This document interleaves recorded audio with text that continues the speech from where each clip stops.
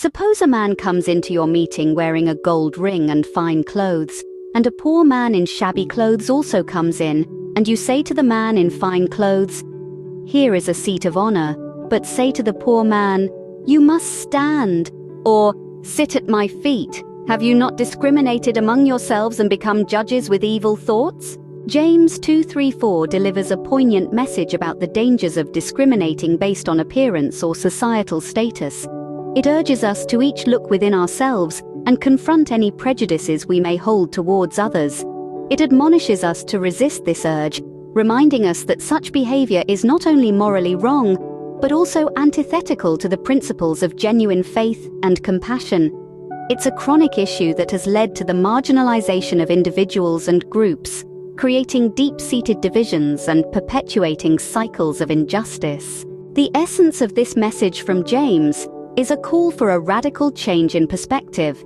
It prompts us to shift from a narrow, prejudiced viewpoint to a broader perspective that embraces empathy and understanding. It's an appeal to recognize the inherent worth of every individual, irrespective of their outward appearance or societal status.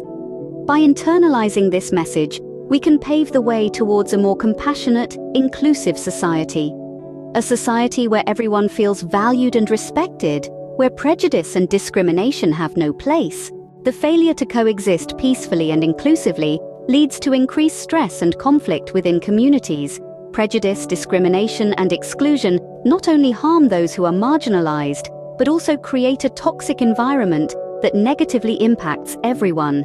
In essence, James 2:3-4 is a timeless call to action.